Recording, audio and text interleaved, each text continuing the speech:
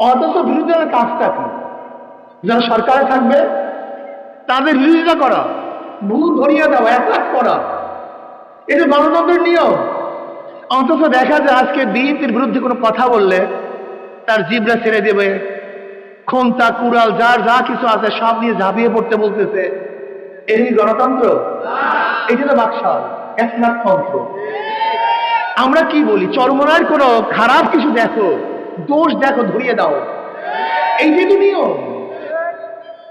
তোমার দোষ, তোমার ত্রুটি, তোমার বিচ্যুতি, এটা ধরিয়ে দেওয়ার নামই তো বিরোধী স্টেজ। বিরোধী স্টেজের কাছ থেকে আমার এখানে কাজটা কি? আমার কাজটাকে এখানে কি বক্তব্য দেব? আমার প্রতিদ্বন্দ্বীর মধ্যে কি কি দোষ আছে, ত্রুটি আছে, দুর্বলতা আছে, এটা ধরিয়ে দেওয়ার নামই তো স্টেজ। যদি আপনার বিরুদ্ধে আমি না করি তাহলে আমার ভিন্ন স্টেজের লাভ থাকে, আপনার স্টেজে দাঁড়ায় যায়। আপনি তো রাজনীতি বুঝিনি না, সমস্যাই। এর জন্য জ্ঞানীরা বলে জ্ঞানী শত্রুও ভালো আর মূর্খ বন্ধুও ভালো না।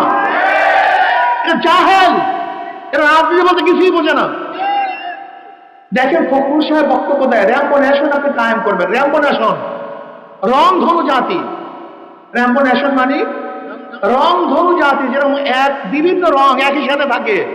র্যাম্পো ন্যাশন হলো বিভিন্ন আদর্শ, বিভিন্ন মতে, বিভিন্ন পথের মানুষ একই সাথে রাজনীতি করবে। আপনি একদিকে বলবেন র্যাম্পো ন্যাশন কায়েম করবেন, প্রতিষ্ঠিত করবেন, অথচ বিরোধী দলের কোনো বক্তব্য আপনি সহ্য করতে পারবেন না। আপনার নেতার নাম নিতে গেলে উজু করা লাগবে। আপনার নেতার কথা বললে জিভে টেনে ফেলবেন আর মুখে বলবেন র্যাম্পো ন্যাশন। এটা কেমন কথা হলো? আপনি তো আপনার বক্তব্যের সাথে তো মিল পাই না। আমি আসলে মূল সমস্যাটা কোথায়? আমার জনগণ বাবারা, মূল সমস্যা হলো আমাদের দেশের রাজনীতি কেউ করে না, সব প্যাক নীতি করে। রাজনীতি ছিল মানুষের অধিকারকে প্রতিষ্ঠিত করার জন্য, মানুষের প্রাপ্তিকে ফিরিয়ে দেওয়ার জন্য, জুলুম অত্যাচার বন্ধ করার জন্য, নির্যাতন বন্ধ করার জন্য। কিন্তু 5ই আগস্টে আমরা কি দেখেছি? চাঁদা বাড়ছে না কমছে? খুন বাড়ছে না কমছে? আগে কি জানতাম? জাহান্নামের আগুন এক জাহান্নাম আর এক জাহান্নামকে খেয়ে ফেলে। এখন দেখি এক বিএনপি আরেক দিনকে খেয়ে ফেলে। আপনি দেখেছেন গতকালকের রিপোর্ট, ছাত্র দল আর এক ছাত্র দলকে আঘাত করে হত্যা করছে। গতকালকের রিপোর্ট, ছাত্র দল যুব দলকে হত্যা করছে, যুব দল বিএনপিকে হত্যা করছে। আমার বক্তব্য না, প্রতিদিন পত্রিকার রিপোর্ট দেখেন আপনি।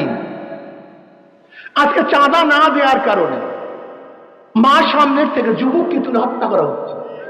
আজকে চাঁদা না দেওয়ার কারণে এই ভোলাতে স্বামীকে বেঁধে রেখে স্ত্রীকে গণধর্ষণ করা হয়েছে।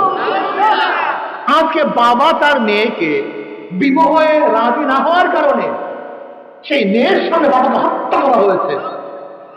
আজকে চাঁদার বিরুদ্ধে রিপোর্ট করার কারণে গতকালকে এক গাড়ি করে সাংবাদিককে ইট দিয়ে পিটিয়ে মাথাকে ঠাট্টা করে ফেলা হচ্ছে। আজকে চাঁদা না দেওয়ার কারণে মানুষকে হত্যা করা হচ্ছে। প্রতিদিন এই ঘটনা ঘটছে, প্রতিদিন ঘটনা রাখে। আজকে চাঁদার বিরুদ্ধে কথা বলা চলছে না।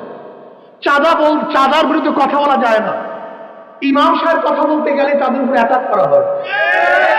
আজকে আলেম ওলামারা কথা বলতে অ্যাটাক করা হয়। কেউ চাঁদার বিরুদ্ধে কথা বলে তোমার গায়ে লাগে কেন? ঘটনা কি? চাঁদার বিরুদ্ধে কথা বলবে, তা তোমার গায়ে লাগছে কেন? তোমার খারাপ লাগে কেন? হ্যাঁ, আমাদের দেশে জাহেলের অবস্থা কি? চাঁদাকে হাদিয়ার সাথে, উপডৌকনের সাথে, তোহফার সাথে মেলায় ফেলে। এদের অবস্থাকে ঘুষ এবং বেতন কি জিনিস এতটুকু পার্থক্য করতে পারে না।